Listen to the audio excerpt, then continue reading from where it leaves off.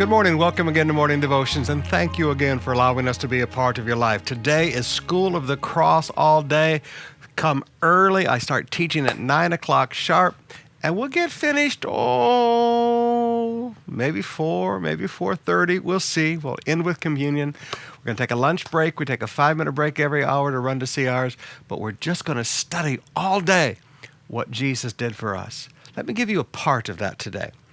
You know how we always talk about on Good Friday how the veil was torn in two as Jesus died?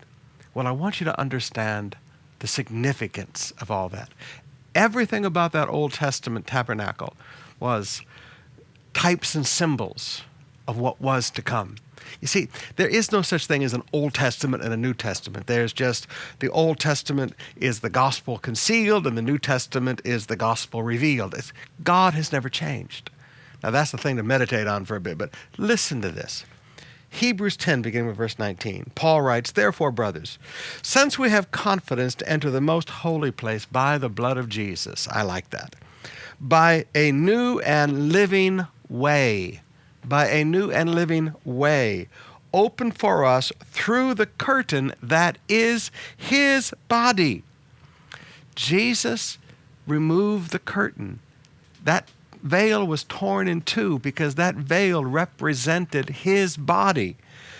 By a new and living way open for us through the curtain that is his body. Jesus is the way. Now, what does that mean? He's the access to the Father. "No man cometh unto the Father but through me," Jesus said. Jesus said, "I am the way, the truth, and the life." If you look back in the book of Acts, chapter 24, verse 3, Paul said, "I'm a follower of the way." You see, the Jews and the Gentiles looked at Christianity a little differently. The Gentiles called us Christians or like Christ, but the Jews called us people of the way. For the Jew, Christianity, what we call Christianity today, was all about access. That Jesus is the great high priest, that Jesus is the one who gives us access. When he died on the cross, by his sufferings and by his blood, he gave us access to the Father. He loved us and he brought us near, as Paul says.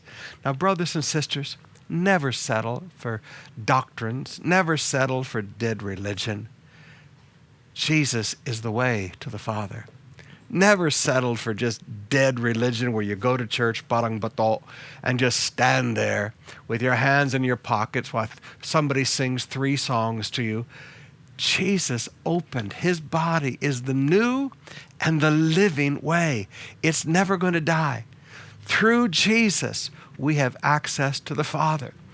Brothers and sisters, I challenge you today. On this Good Friday, remember your rights as a child of God. Remember what Jesus has done for you. He opened the way for a personal relationship with the Father through him. Therefore, come boldly to the throne of grace in Jesus' name.